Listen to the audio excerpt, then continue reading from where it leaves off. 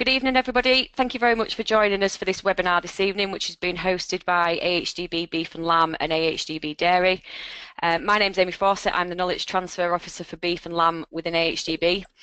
So I'm delighted to bring you tonight's webinar on improving dairy-bred calf health, and our presenter this evening is Dr. Tim Potter from Westpoint Farm Vets. So the plan of action is that Tim will run through his presentation, and then there'll be time for questions at the end. You guys will all stay muted throughout the webinar, but if anybody does want to ask a question, then just type it in the box on the right-hand side of your screen, and I'll read those out at the end. So we've got over 140 people registered for the webinar this evening, which is a great turnout, and I'd just like to thank Elena, who's working in the background just to trying to keep the all the technology running as smoothly as possible. We don't usually encounter any difficulties, but if we do, just bear with us. We'll obviously try and keep these to a minimum.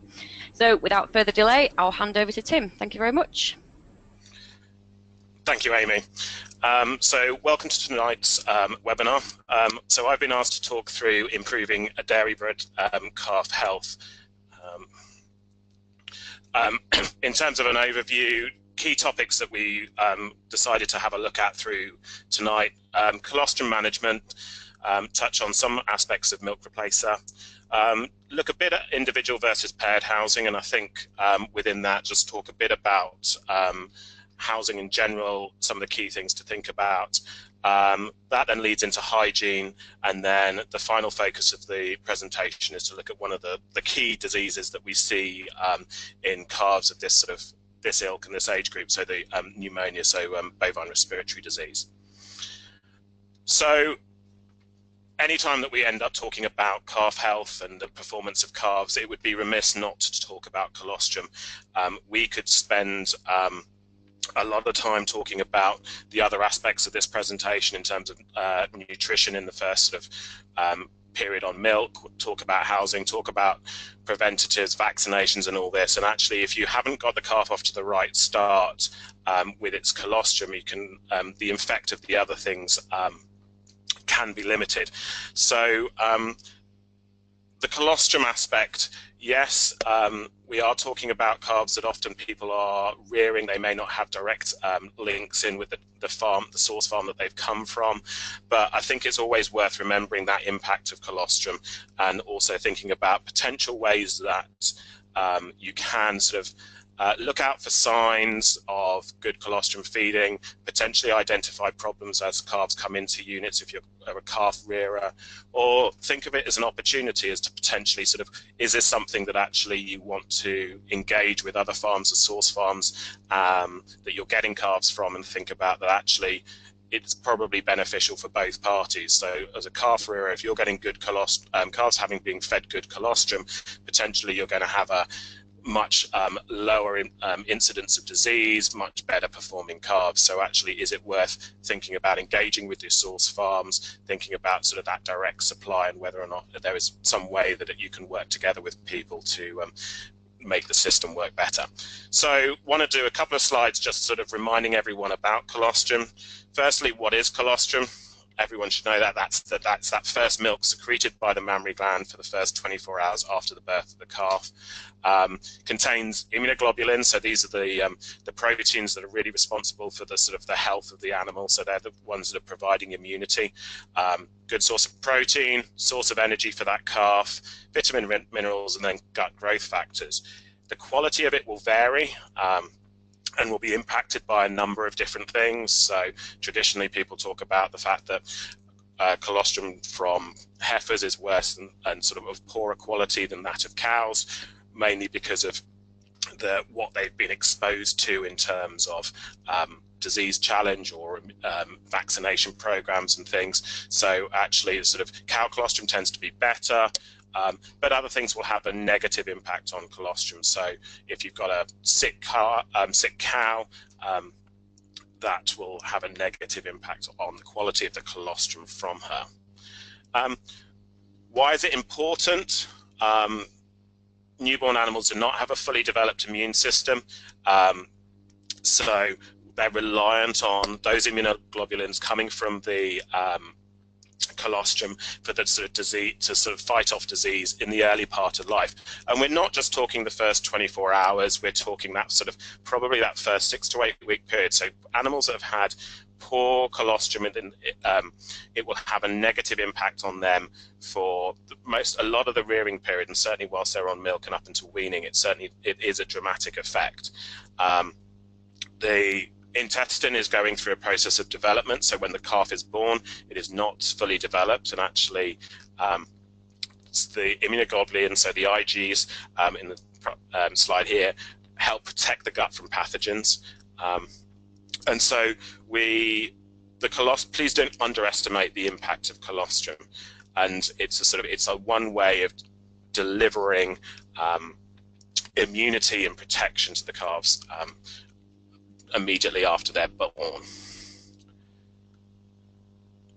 A lot of research has gone on in terms of the colostrum and its impact on long-term performance. And table here summarizes some of the papers out there, start putting some figures on why do we put so much emphasis on colostrum? Why is it whenever people talk about calf health, colostrum comes to the fore? And I think the table sort of neatly summarizes some of the areas where there's positive gains to be made by ensuring that those calves receive adequate colostrum. So with a low, on the left-hand side, we've got the different parameters, so weight difference at 205 days, live weight gain, age at slaughter, vet costs and things like that. Then 3 columns, low, medium and high, and what we're talking about there is actually the quality is we've graded those based on the the provision of colostrum. So low being those calves that have received insufficient or poor quality colostrum, going over to better quality, so the high quality colostrum. So it demonstrates what can be achieved by ensuring calves get the right start. So in terms of weight difference at 205 days, those animals that have have been classified as having a good quality colostrum intake exceeding or exceeding the expected levels will be expected to have increased weight at 205 days, increased growth rates, reduced age at slaughter. So all aspects that are going to be key for us in terms of when we start looking at the profitability of beef enterprises, things that we're looking at in terms of trying to make sure performance is where it should be, and animals are going to achieve their potential, and also that we are going to keep down the costs. So making sure that actually we've got an animal that's going to go through a system, not succumb to disease, and also it has a long-term effect. So here we've got some aspects on for those of you that are looking at this from the dairy sector. In heifers, there's been a lot of work tracking the impact of colostrum on the long-term performance, and the lactation milk yields is higher in animals that have had sufficient colostrum, both in the first lactation and the second lactation, and basically we see an increase in that in production.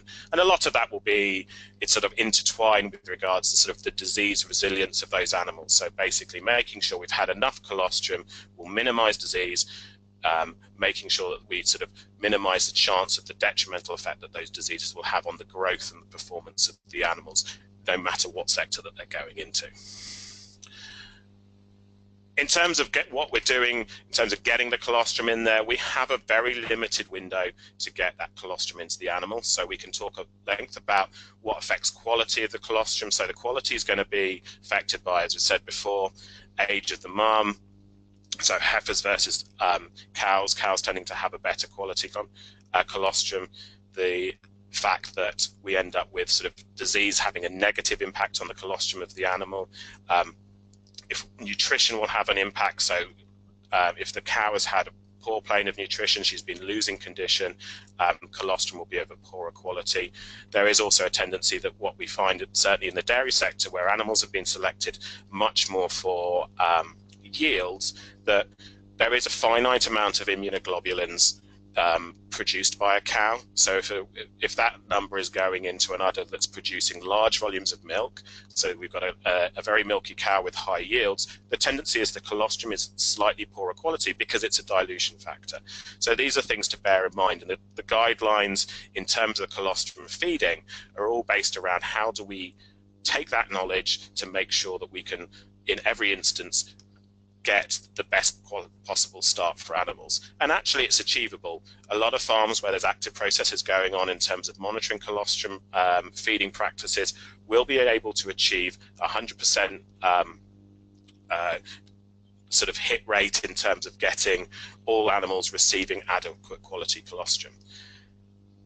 The graph here demonstrates one of the issues with colostrum feeding and this whole idea about why we focus very much on that first few hours of life. The colostrum, unfortunately, has a limited period of production, so we're only seeing it in that first 24 hours of production from the mum, but then also the calf has limited ability to absorb it after 24 hours. So we start at sort of immediately after birth, with the calf having the ability to absorb the most possible immunoglobulins, but then this will rapidly decline as the sort of the gut changes and matures in the first 24 hours of birth. So we are very much up against the clock in terms of making sure we need to get that colostrum into the animal. So based on that, there's guidelines out there, and there's sort of the various rules of thumb in terms of colostrum feeding. It's always worth remembering where the sort of target should be. People talk about the 3 Qs, so quantity, quality, and quickly. These are all about providing simple guidelines to allow people to sort of target getting the most getting best quality colostrum into the calf and making sure that all calves get the best possible start. So in terms of quantity, recommendation is to get 3 litres or 10% of body weight of the calf as soon as possible after birth, and then follow up again within 12 hours with the similar feed size. So potentially within the first 12 hours of life or just after, and certainly within the first 24 hours, all calves should have got that sort of 6 litres of colostrum. In terms of quality, good quality colostrum contains at least 50 grams of litre of IgG, and then for people that are monitoring it, so there are various tools out there, refractometers or colostrometers for checking the quality of colostrum. Anything sort of less than 20 grams per litre probably shouldn't be used, or if it's going to be used, think about using supplements to sort of to make sure that we're providing the best possible start and supplementing where appropriate. And quickly, so the previous slide we talked about the fact that the gut has got limited limited time frame in which it can absorb colostrum, and we need to ensure that actually we hit that window. So getting that colostrum in as quickly as possible is really important. And I suppose it's all very well and good, and I think probably some people would sit out there going, right, you're talking about colostrum management. I don't necessarily have direct control over this. I'm buying calves from market, I'm buying them from dairy farms and then rearing them. It's not something that I have control over. But I think the way things are going within the markets, the way that we're seeing a lot more integrated chains, there's a lot more sort of possibility for feeding back to source dairy farms, or potentially opportunities to work with dairy farms to say, well, actually, if you've got people local to you that are calving and you're identifying them as source farms, talk to them about what they're doing in terms of their colostrum management. There are the guidelines are out there in terms of the 3 Qs, so that quantity, quality, quickly. There are ways of monitoring colostrum quality. So the colostrometer in the photo on the right so measures the density of the colostrum, and that gives us an indicator of colostrum quality. And then it's also possible to blood sample calves. So we do a lot of work on farms where we're monitoring the colostrum feeding practices by blood sampling calves, and that gives us an indicator of whether or not calves are receiving sufficient colostrum. And it's worth this sort of feedback and this sort of engagement with source farms. It may be a case that actually, even when you're doing your disease monitoring, you start to identify patterns, and this is where you might not necessarily look directly at what's going on in terms of colostrum, but you may be sourcing calves local to you or through markets, and you start to identify trends in terms of calves that are more prone to disease in the first sort of few weeks when they're on the calf rearing units. And I think it's certainly worth sort of identifying risk farms or potentially working identifying farms that on the other side are always constantly providing good quality calves, because actually those are the ones to engage with in terms of supply. And the paper referenced at the bottom here, this is a survey done in Canada, sort of results published this year, looked at the management practices for male calves on Canadian dairy farms. And yes, it's a Canadian study, but I think what it highlights is sometimes there is a variation of what goes on in terms of the management of bull calves on the dairy farms.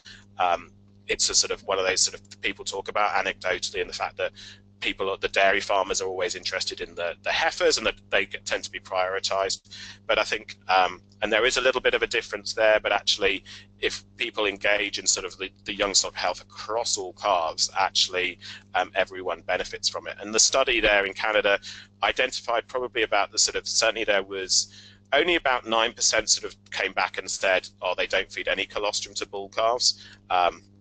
And certainly I'm not aware of what the figure within the UK is, and hopefully there's sort of, this figure would be even lower in the UK. It's sort of based on the sort of welfare and what the guidelines should be out there in terms of colostrum feeding. We certainly shouldn't be depriving bull calves of any colostrum feeding.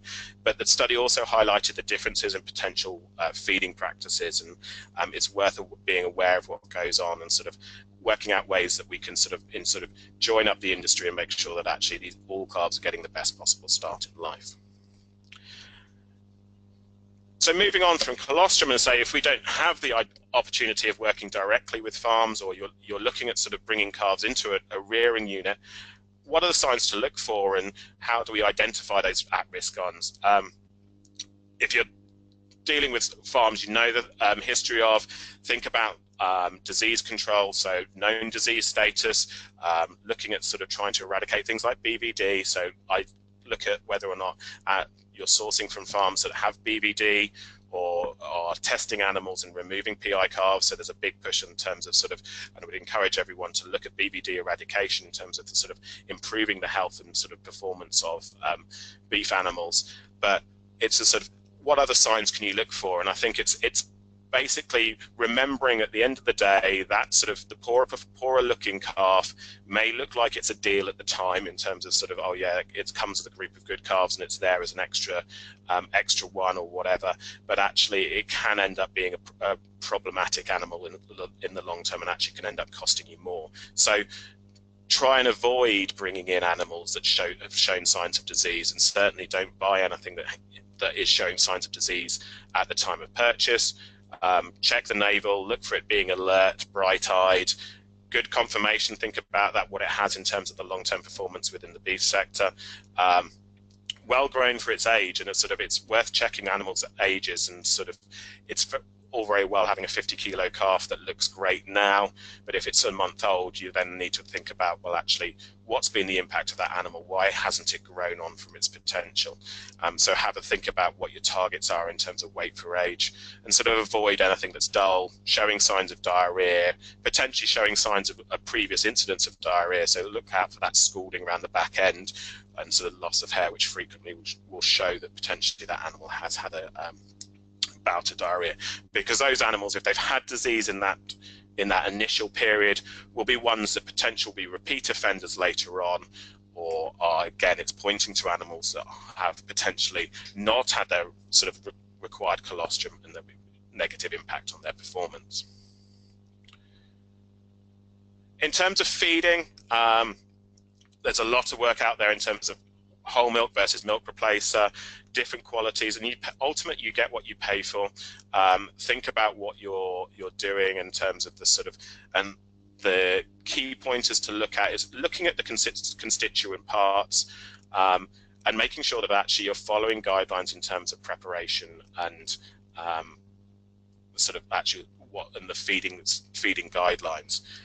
This table here sort of summarizes what the sort of the differences between sort of what goes on in sort of fresh milk, so cow's milk, and we've got two columns there, the cow's milk as a fresh liquid, and then cow's milk as dry matter. And I think it's worth remembering that often when we're talking about milk replacer and feeding calves, get used to thinking about it in terms of grams rather than litres, because the grams is the important part. So how many grams of milk replacer am I putting into into that calf. So if it's getting 6 litres, well, I could be feeding it 6 litres of white water, or I could be feeding it 6 litres of very thick milkshake-like consistency if I've got a lot of nutrients in there. So grams is a much more comparable way. So if you're talking to anyone about what you should be feeding, yes, understand how many litres, but also understand how many grams goes into that feed, because there's can be a big difference in terms of performance and actually the nutritional value. So frequently we would be feeding often 125 grams of powder, maybe a sort of a good starting point for sort of milk replacer, but people will feed anything up to 100 and 150, 175 depending on the product. And that sort of, with the idea being that you then sort of think about sort of what's my target total intake, and the target total intake will depend on what you're trying to achieve in terms of growth rate. So think about where you're going with that benchmarking, and often in this period, if we're looking at sort of dairy-bred calves, good target for weight gain whilst on milk would be about 0.7 kilos per day. So a lot of people would be targeting having milk, a total grammage intake of a daily of probably in the region of 700 grams per day. But remember that things will have an impact on that. So classic one that will have an impact on that will be temperature. So if we're in the cold weather, often it will be a case that actually we need to be thinking about feeding more milk to the calves. And you've got 2 options there. Do you add in extra literage, so you go from 6 litres to 8 litres, 4 litres to 6 litres, or often what's easier is just to increase the concentration? Because bear in mind, if we're putting in large quantities of litres, so if we're feeding 8 litres milk, there's a lot of liquid going into that calf, and actually what can happen in those situations is that you are increasing the amount of liquid that comes out the back end of the calf in terms of urine and feces, and then what we end up with is sort of actually that increases the humidity in the environment and can have a negative impact on disease as well. So it may be often that you're actually better, rather than just giving an extra 2 litres of milk, you might be better thinking, well, actually I want to give 2 litres extra of milk. That translates to an extra 250 grams of milk powder. I would be better thinking about whether or not I could divide that over, just adding that in as extra grams across 6 litres, rather than adding in another 2 litres of fluid into that environment. Because if you've got big groups of calves, you can imagine that rapidly we build up the amount, we're suddenly putting a lot more fluid into the environment. Was asked to talk a little bit about the sort of this individual versus group housing and individual versus paired housing. Housing is always a difficult one, and I think that there's lots of different systems out there, and I think done well, a lot of housing systems will work, and I think there's sort of key principles to think about from that point of view. The debate about sort of individual versus paired housing, so what benefit is there from sort of those single hutch type systems with one calf versus a sort of hutch with sort of 2 calves, or sort of that system whereby we're having sort of 2 calves grouped together? There is work out there that sort of demonstrates that actually the sort of social aspect of having 2 calves together helps promote higher intakes in the calves, so that whilst they're still on milk, they'll gradually take more and more of the starter feed. They tend to adjust to the weaning better, so when they're moved into group pens, when you remove the milk, there's less vocalization and they settle into the system better. And again, when they move out of that sort of paired housing situation, what tends to be is in the first few days, certainly, the animals that have been kept in a paired environment versus the animals that have been kept on their own tend to have more visits to the hard feed. They tend to adjust to that hard feed better in terms of intakes, and so we have increased growth rates, at least that's been demonstrated in the first few weeks around whilst on milk and immediately after weaning. That said, the system has to work for people, and I think it's worth thinking about what works for you, because a system done well you can make an individual house system work well in the same way that you can make a group house system work well. And I think, why do people choose to raise animals individually? It's a good way of controlling disease, prevents that sort of any kind of negative interactions with each other. So in terms of bullying, sucking on each other, allows animals to feed individually, allows them to monitor them individually, but it comes with associated costs.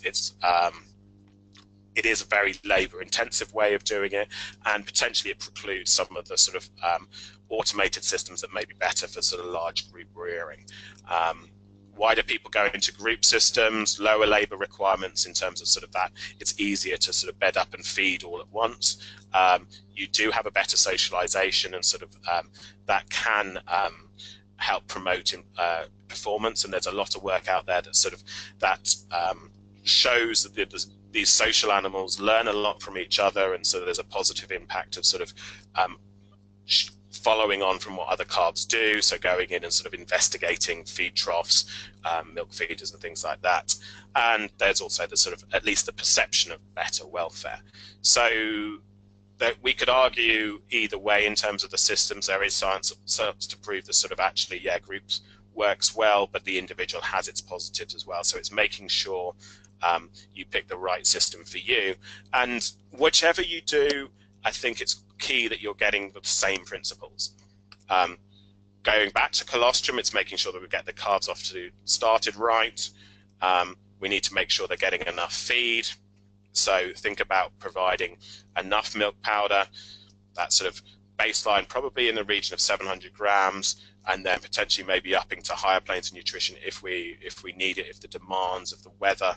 So if we've got colder weather, the calf will require more milk, literally just to keep at a steady weight. If we want to build weight gain on top, we need to provide extra. Clean and dry is going to be your key thing.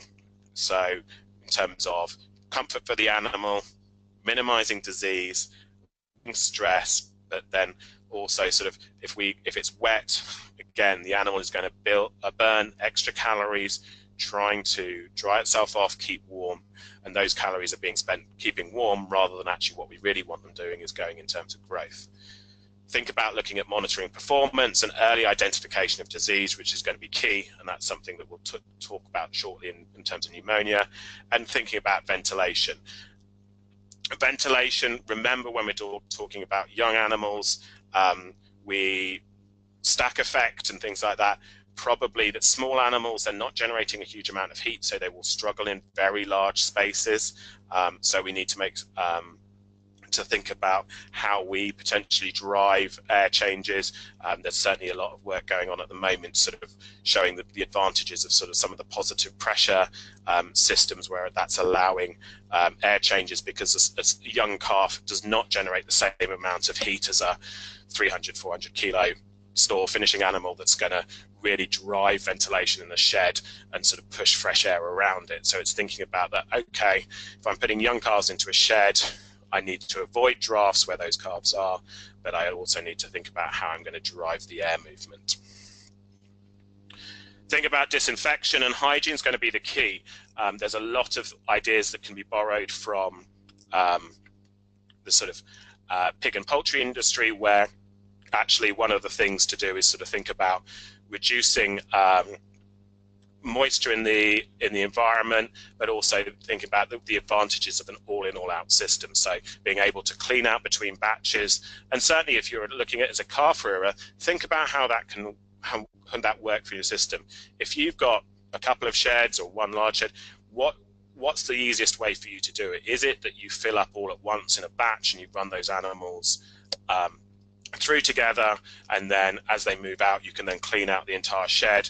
Or are you going to be constantly adding in animals and sort of mixing in animals? Because the second option is it may fit with regards to animals sourcing and supply, but it potentially adds greater pressure to the system in terms of constantly bringing in new disease challenges, mixing animals at different ages, and also not providing you with the opportunity to have a full cleanse and disinfect out at the end of each batch. Because actually, if you do have a disease outbreak, it's very difficult in those situations where you've got a constant stream of animals trickling into a shed for you to go, right, we get this batch out, we can cleanse and disinfect and restart over it. So there's always going to be a disease challenge within that building. You may be able to clean out individual pens, but moisture and things will build up, and that again has a negative impact on sort of humidity.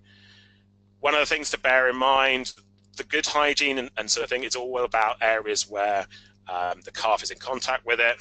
Sort of photo on the top left-hand corner here, yeah, we've got a lot of standing water there, so you can imagine that actually in that environment we've got really bad humidity, and there's a lot of potential disease spread from the bedding, but it will also cool down the environment. There's going to be a lot of energy burned off just trying to evaporate that water, and so the shed will get cold as well. So if you are cleaning out sheds and things like that, spending ages hosing down work passages where the animals don't have contact.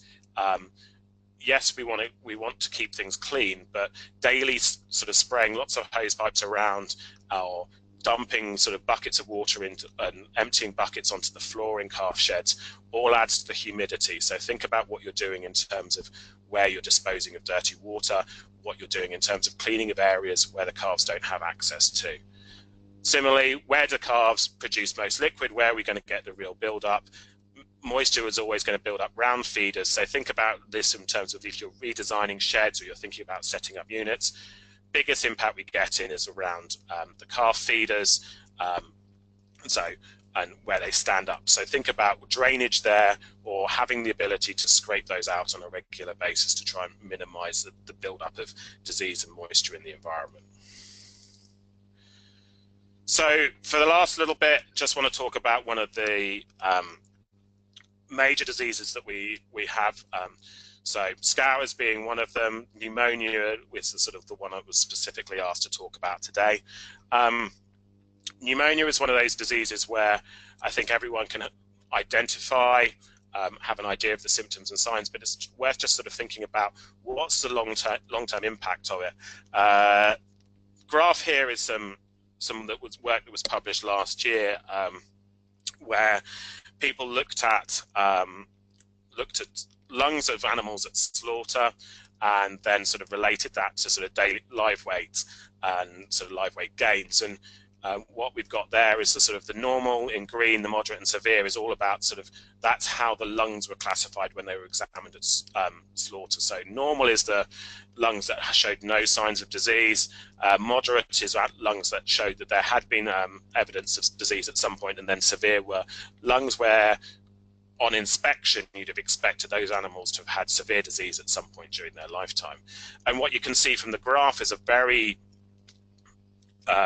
distinct trend, and sort of very much the impact of pneumonia. So those animals that are there highlighted and classified in red that had severe lung damage at slaughter, their live weight gain and the sort of live weight at through the rearing period was significantly lower than those animals that had no evidence of lesions. So you instantly see pneumonia.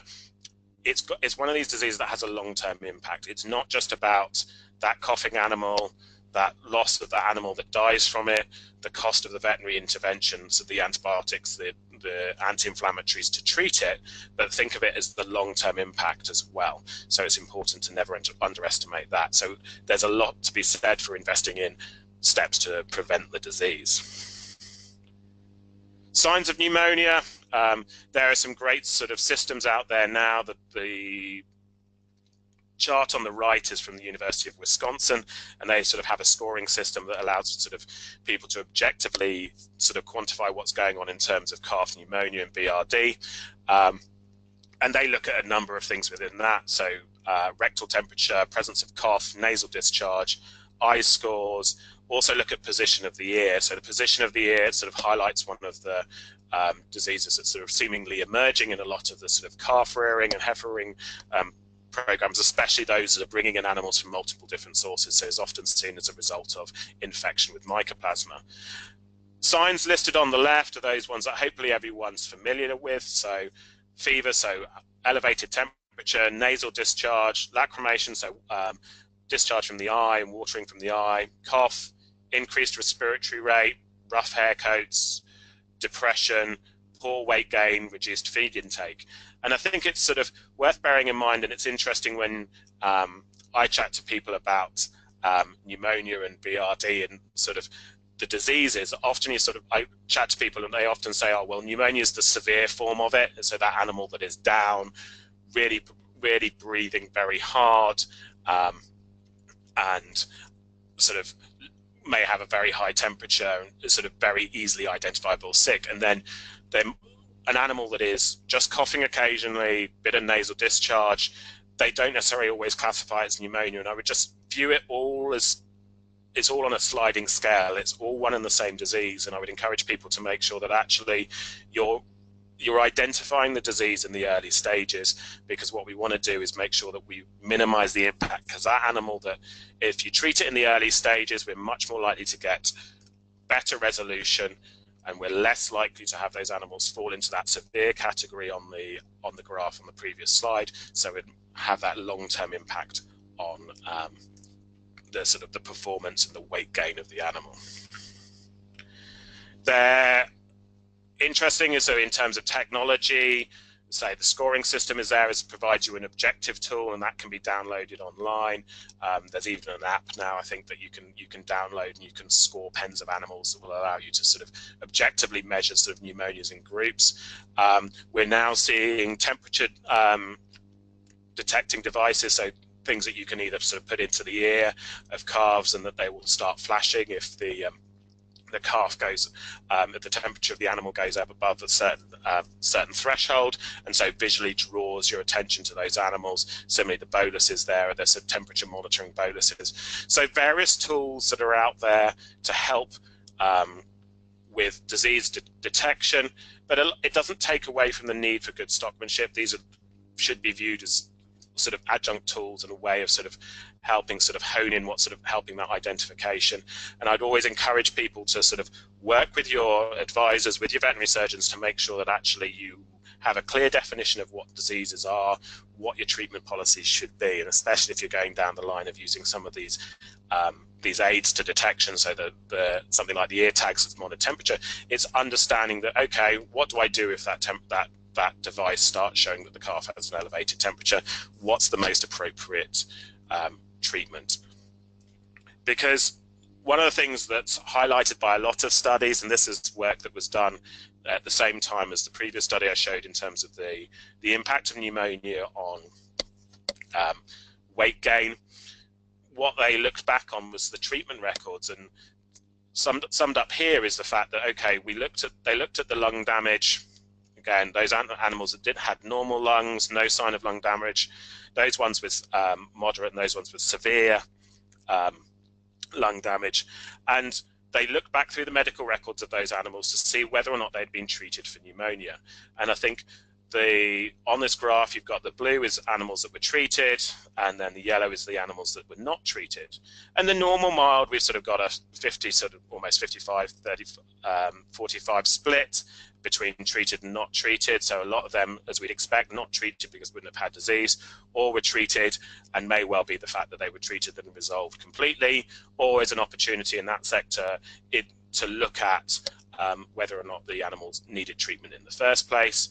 I think the more worrying aspect on the graph is the sort of that bottom yellow percent of those animals. That's 30% of the severe animals and perhaps 50% of the moderate cases, where at slaughter we had animals with very distinct lung lesions, so 100% those animals had respiratory disease during their life, but there was no evidence of them being treated. And I think we need to sort of view that as almost an opportunity to sort of look back and go, right, what is it we're using as our case definition? How are we identifying cases? Because those are potentially animals that should have been treated, that we need to be getting on and treating and sort of minimizing the impact of the disease on. So those are the ones that we should be really focusing on as the missed treatments. Because where are we at in terms of, and this is one of the last slides I just want to talk about, conscious of there's lots of messages out there at the moment in terms of antimicrobial use. Certainly in the beef sector, young stock would be an area where we see a large numbers of treatments where potentially antibiotics get used, pneumonias, some people will be using it for, in certain instances, for cases of scours, and then also sort of the diseases we see less often, naval ills, those kind of things. But I think there is the message out there that we need as an industry to be looking at what we're doing in terms of our antimicrobial usage. This graph sort of sums up what goes on in terms of the antibiotic usage. On the right-hand side, what was banned a number of years back was the use of antibiotics as growth promoters. So that's something that doesn't go on in the industry and is illegal. And as we move over to the left, we should be moving more to the fact that we should be using antibiotics and antimicrobials purely for the treatment of disease. So it's making sure that actually when we're treating animals, we are treating them correctly. So think about cases of pneumonia. How are you identifying them? Making sure that you've got an accurate diagnosis and that you're getting in there rapidly. And I think what I would encourage people to do is don't take the message about antimicrobial resistance to be one that actually all you should be doing is instantly cutting what antibiotics you use on farm. If an animal needs treatment, it should be treated, and there's a good ethos. It's in terms of antimicrobial usage, which is as little as possible but as much as necessary. So the long-term impact of not treating an animal that needs treatment, we've seen in terms of the impact on the performance of that animal, but actually under-treating, not finishing a course of antibiotics, not getting in early can lead to the fact that that disease will potentially spread through the group, and you end up then having a group outbreak or a more severe disease that actually in the long term leads to a much greater use of antibiotics. And so in calf rearing, what you should be doing, making sure you're getting good, accurate disease recognition.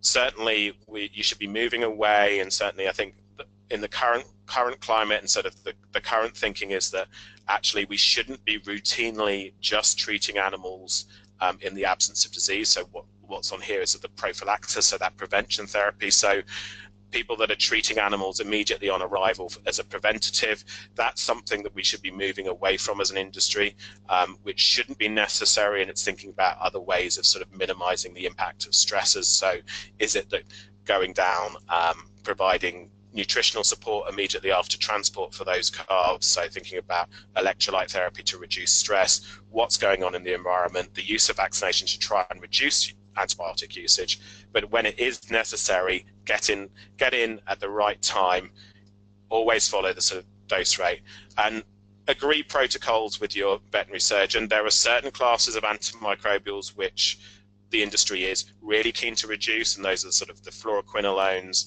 the third and fourth generation cephalosporins, and those are ones, if you don't know what those products are or what the trade names of those products are, have that conversation with your vet and really think about what steps you can be doing to phase those out, look at alternative products, but also think about benchmarking and what you're doing in terms of your treatments to try and reduce them long term. So been a bit of a whistle-stop tour. We've gone through a bit of colostrum management, talked a bit about milk replacers, individual versus paired housing, hygiene, and pneumonia. I'll take some questions now, and hopefully Amy has collated questions as they come in through the presentation. That's great. Thanks very much, Tim. Yeah, if anybody's got any questions, just type them into the box on the right-hand side of your screen now. I'll just wait for a few of those to come through. Just whilst I'm waiting, I'd just like to remind you all that tonight's webinar has been recorded, so it'll be available on the AHDB YouTube channel in due course. You'll all get an email through to tell you that it's there. And just to remind you that there's a whole host of resources on the AHDB Beef and Lamb and the AHDB Dairy websites surrounding calf health and calf rearing, so go and have a look at those if you want to know any more. Okay, hang on then, let's have a look. We have our beef calves in individual pens on whole milk and our dairy heifers on automatic feeder on milk replacer. The calves on machine get crypto every year, but we never have it in the beef calves. What can we do to try and tackle the crypto on the machine calves? So I suppose the crypto, it's going to be crypto in terms of real sort of management is always going to be a hygiene thing. So it's going to be looking at what you can do in terms of regular cleaning of the machine, making sure that sort of that the machine is thoroughly cleaned repeatedly, and also looking at what you're doing in terms of that pen management. And I suppose it's a sort of there's obviously the animals are coming from the same environment, but then the machine is obviously facilitating the sort of potential transfer of those animals between the calves. So I would be looking at cleaning the machine, regular cleaning of the teats, and making sure you're reducing that. Looking at what's going on in terms of drainage around the machine and all the feed stations to make sure you're minimising any the sort of potential areas of anything that's going to contribute to fecal oral contamination, so feces from one calf getting into the mouth of another. The other thing to think about is to be just checking what you're doing in terms of colostrum management and seeing whether there's any difference there in terms of sort of, is it the fact that the whole milk, so that bit of prolonged feeding is sort of those calves, the beef calves are getting a bit of a top up over a period, and actually the dairy heifers need a bit more colostrum. Okay, thank you. What are your thoughts on using non-steroidals as primary treatments for pneumonia, given that most primary pneumonia agents are viral and bacterial is secondary?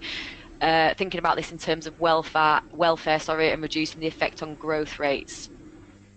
So, great question. A real big proponent of the use of non-steroidals in calf pneumonia, and absolutely, I think you've hit the nail on the head. When we talk about calf pneumonia, frequently what we find in these animals is that there's potentially a viral course. And I suppose the best analogy is, it was like, think of it with ourselves. Often when we have a cold or the flu, what is it we reach for first? We don't reach for an antibiotic in our out of our sort of meds cabinet in our bathroom. We reach for the non-steroidal. So that Nurofen is that's the sort of closest analogy to that non-steroidal. So I've got a big proponent of this. I've certainly got a number of clients that I work with where what we've started doing is that animal in its initial stages. So immediately you notice it off feed.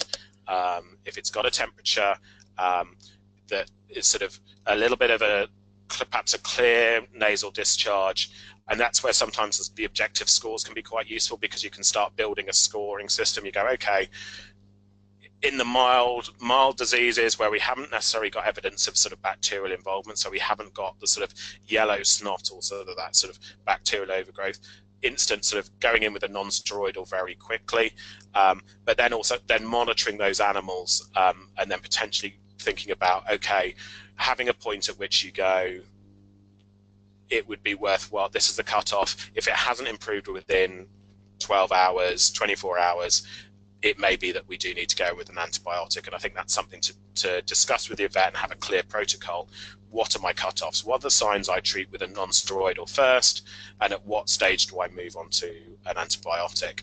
And I've got clients that will certainly have cut down probably the number of they'll probably about a third of animals that they would have treated with an antibiotic and non-steroidal, that they've got to a point where they can go, well, actually, we picked them up early, we just gave them a non-steroidal, and they didn't need the antibiotic treatment. But it needs careful refinement, because what you don't want to do is push it too far the other way and sort of hold off treatment where actually the antibiotics are necessary. Excellent. How much crypto comes from the water supply? Should we be putting UV filters on stock water supplies? I suppose there's always a potential that it could come from the water supply. It would depend on whether you're using mains or borehole water, and I suppose that's something, if you're really concerned about the quality of the water, that would be something to actually investigate and actually have samples analysed. There is some work done in terms of sort of the use of filters to reduce the potential challenge, and certainly been involved with some disease outbreaks where it's specifically coming in through contaminated water.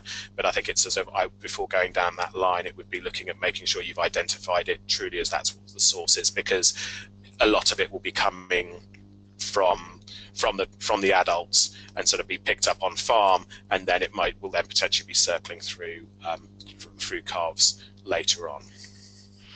Okay. How long do you advise leaving a calf on a cow after birth, and I suppose what are the risk factors of letting them suckle? Good question. I suppose this will depend on people's systems. On the dairy system, there's certainly work out there done that's sort of varying between anything up to a quarter of animals that are left on their mum won't always receive adequate amount of colostrum. So that becomes a big sort of driver for people potentially looking at moving animals off the mum and intervening earlier. So if you've got the facilities that those calf and the mum can be housed in a clean environment, that you're not concerned about managing other disease risks such as yonies and things, absolutely sort of leaving on the mum can have positive effects. It's a much more natural sort of emulation of sort of feeding behavior. The calf can go backwards and forwards and sort of have multiple smaller feeds, but it's thinking about what the long-term impact is in terms of what the adjustment, if that calf is going to be taken off to be reared artificially at some point. We often find that the transition is harder onto teat-based systems if they've been suckling for a cow for a long time. There's potentially more risk in terms of fecal contamination, and actually the colostrum, the sort of debate about the colostrum feeding in often situations are that actually even if we're going to leave that calf on the mum for that 24-hour period, it may be worthwhile that you actually give an additional colostrum feed, so either just topping up that calf, because left to their own devices, certainly if animals have had difficult calvings, if that calf has had any kind of stress in that first hours of life, or the pen is not set up so that the calf can end up suckling off another cow or something like that, what you can end up with is the calf not receiving adequate colostrum. Okay, thank you. Not a massive issue in this country, but we have had a bit of a spell of hot weather. How much impact can high temperatures have on the live weight gains in calves? Certainly can have a negative impact on it, and I think it's a sort of what we've seen is it will potentially reduce intakes and sort of on voluntary type systems. So we've certainly seen it where actually the hotter weather recently as animals sort of tending to not take as much. There's also the risk of stress, and certainly for sort of people that are on systems whereby they're sourcing calves and they're having to transport, it's thinking about what the impact that has on it. So transporting through this hot weather, certainly what we've seen as veterinary surgeons is that we've ended up with potential negative impact on those calves as they've moved into rearing units. So think about things that you can do to alleviate that. Probably it's a sort of ventilation systems can help.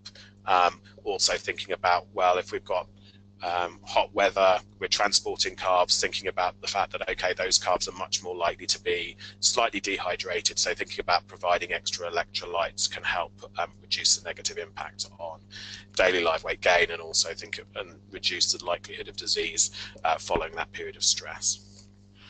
Great, thank you. What should our targets be for weaning calves in terms of age and weight? So various weight, the targets will probably depend a little bit on what your the exact breeding of your animals are. Certainly, probably a lot of people will be going, if we take an animal that's say on a calf rearing system that you'll say would be looking at about 6 weeks on milk, 0.7 of a kilo daily live weight gain. So, and then sort of weaning at that sort of after say 42 days would be sort of where I would be aiming for it. So it depends on what side, if we're talking on a dairy heifer system or on a calf rearing system. But I think sort of aim for that daily live weight gain. Weaning sort of, as I say, probably that sort of 6 to 8 weeks would be your target, at which point you're almost getting to the stage of actually you're probably almost doubling your calf's birth weight you're close on to doubling the calf's birth weight by the time you hit weaning. Brilliant, thank you. going back to grams per litre in terms of milk feeding, is there a point where you will run into the risk of nutritional scours in terms of grams per litre? And also, is there a certain amount of water that we need to include in the milk in terms of health? So where probably it's a sort of, if you think about it, 125 grams per litre is pretty much the sort of similar kind of consistency to what you get from whole milk. There's certainly work out there where people are taking it up to 175, and I've certainly come across people feeding even a little bit higher. I probably wouldn't want to go much over that, and there's a lot of people that would probably feed it about the 150 grams per litre as a standard. In terms of the sort of the water aspect of it, I would always encourage people to don't necessarily view milk as the sort of source of water for calves, and I think it's very important that if certainly in calf rearing systems, what are we trying to do with that calf? We're trying to provide nutrition with the milk, but we're also trying to provide a system whereby it's going to move on to hard feed. And what we need to do in that situation is get that animal used to drinking water as well. So it's always having fresh water supply. So don't view it as the fact that you're reducing the sort of water intake through the milk. I would also view water as almost as an extra nutrient that needs to be available all the time alongside the sort of the provision of milk. So we would encourage people to always have clean fresh water, so the calves have access to that alongside access to milk. So they almost view it as a separate nutrient, because at the end of the day, the figures are out there where if we want a calf to be, say, taking a kilo or so of hard feed, it needs to be taking in the region of 5 litres of water to achieve that. It's a bit like me asking someone to eat a whole bag of biscuits without aspects of sort of having the liquid to sort of be able to go through that. So we do need to get them to a stage of sort of taking water as well. So I wouldn't view it as a welfare aspect of sort of minimising sort of water within milk. Okay, great, thank you. What are your thoughts on calf coats? Are they worth buying? Calf coats worked. Managed well, work really well. So as long as you observe the sort of core rules in terms of hygiene, so making sure they're clean between calves. I think AHDB have got some guidelines online, exactly sort of give you good guidance on when and how to use them. They're a great way of sort of supporting younger calves that have got potentially are suffering from disease. So if you imagine you've got a scouring calf, they're a great way of sort of providing that extra bit of protection in colder weather. Base principles: the jacket goes on, calf should be clean and dry before it goes on. You wouldn't want to put the calf jacket onto a wet calf. So if calf's been out in the field and you're bringing it in or whatever, and because it's damp and you want to warm it up, dry it first before the jacket goes on. You don't want to trap a layer of moisture around that calf. Clean jacket, and that jacket stays on that one calf, and then it's cleaned after it before it's get used on another one. And would suggest that once a calf jacket goes on, it almost stays on that calf until probably around weaning, or until the sort of calf outgrows it. Certainly in cold weather, what we'd be looking at doing is people taking calf jackets off in the morning. So the idea being that actually you're taking it off at a period where you're not suddenly you haven't taken off when the ambient temperature is going to be suddenly dropping. So if you take it off in the morning, it then has the day before it gets into the night time where the temperature will drop off to adjust to life without it. But definitely worth the investment. And certainly we've seen a lot of people performing very well, and it provides a great tool for aiding performance. Brilliant, thank you very much. We'll just do one last question, I think. What are your thoughts on rearing young calves at pasture rather than in sheds, particularly in spring and summer?